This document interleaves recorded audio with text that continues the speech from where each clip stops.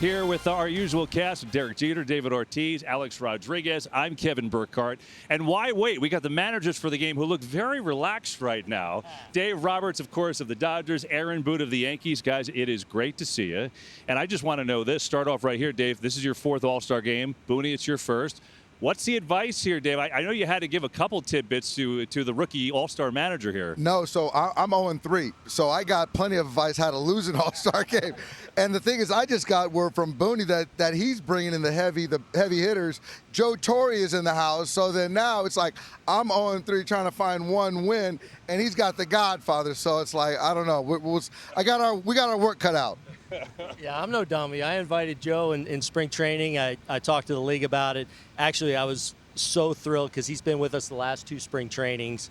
So to ask him and to see how excited he was to come here and like having that little secret weapon with me, you know, to hopefully get the AL another victory.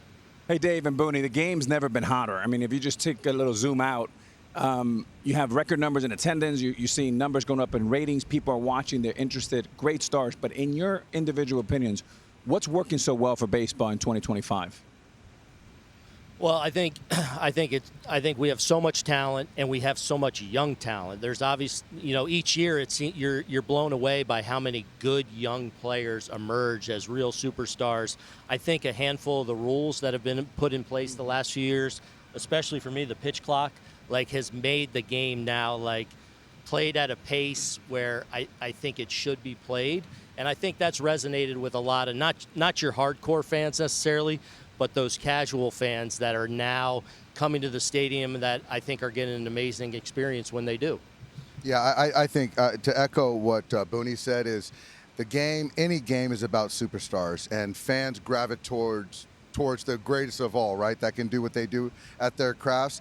And I've always kind of, you know, with the analytics, the data and all this stuff, I do think, Alex, that we're finding a balance in the sense of having the analytics, the data that people can relate to, and it kind of brings them into our game, but not relying too much on it and still looking at the talent and letting these superstars, these athletes, just do their thing. Guys, I was the manager for the Future game a couple of years ago, and having all those kids that are playing nowadays in the big league, to me, was extremely exciting.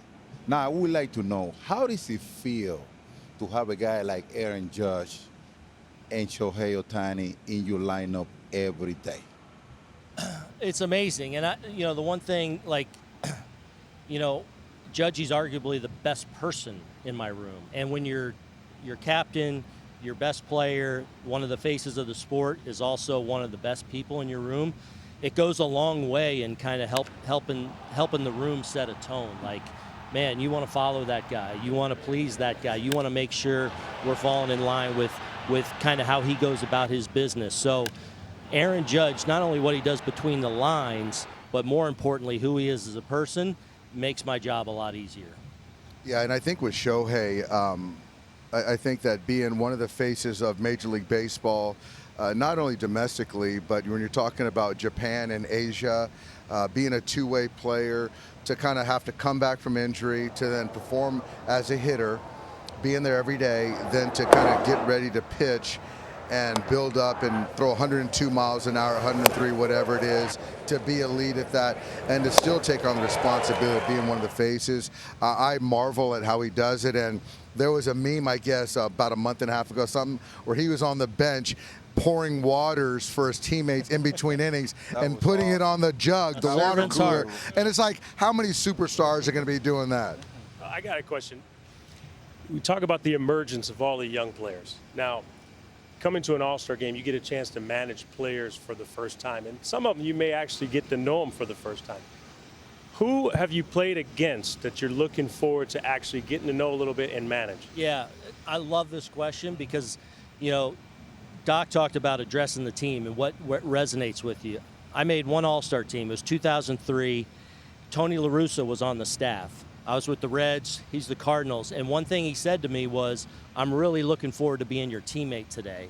And, you compete so hard in this game, whether it's, from our standpoint, trying to get somebody out or trying to score runs.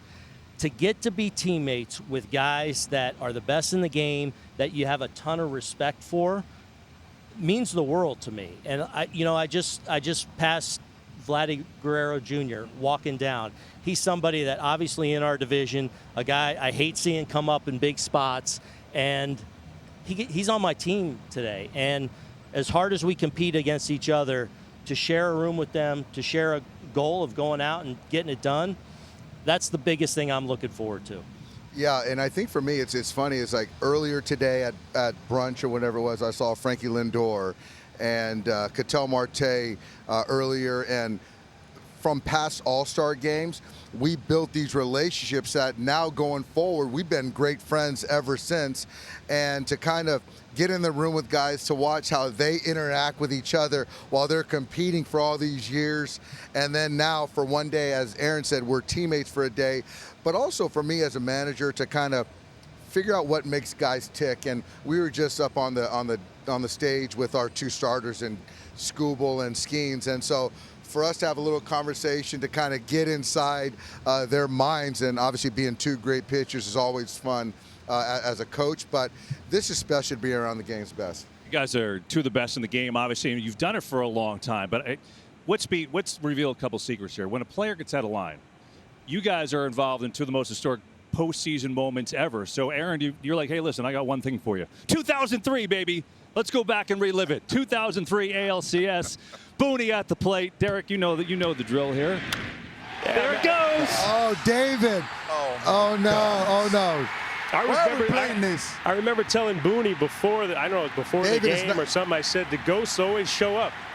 The ghosts always show up. It's not how you start, boys. It's how you finish. Where's that next clip? Not so hey, fast. Bergie, what the heck's going on? Doc, is he producing this? How do you know what the next clip is? Doc, I got you. The next clip of the next year. Look at Doc. He's safe. I mean, come on, it never gets old, does it? Oh, man.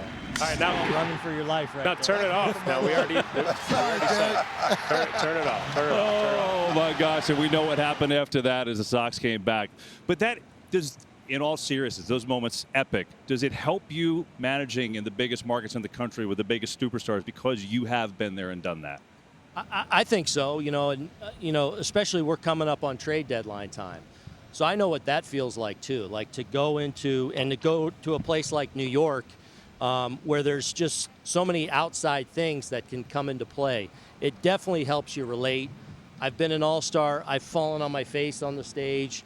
I feel like I've done a lot of some good and some really bad in this game. So I feel like that's something that helps me relate to guys, hopefully on a daily basis. Booney, following up, you guys went through a little bit of a tough stretch. You finished fairly strong here going into the break.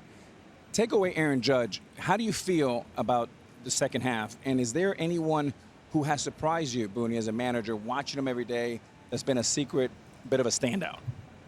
Well, I'll start with Cody Bellinger. Like, the first conversation I had with Cody this winter was like, wherever you play me, I don't care, and I mean that, and I mean every single day. Like, just so when I make a lineup the night before or whatever, I make the lineup and then I plug Cody in where the open spot is. Like, he's that gifted at all three outfield positions, or if I need to stick him at first base on a given day. We've had some attrition in our bullpen, and you go through a stretch of games. We played 26 out of 27, where you're trying to play catch up a little bit with the pen, and that's been a little bit of a challenge. So we got to stabilize that and really start defining some roles down there. But I think our position player group is strong.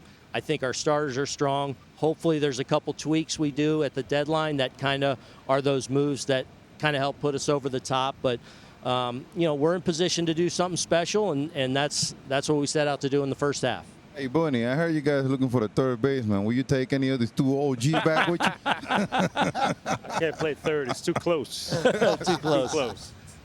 Doc, any chance we see Ohtani pinch hit? Let's bring him back in the game in the ninth if you need him. That's all I'm going to say. Change it up.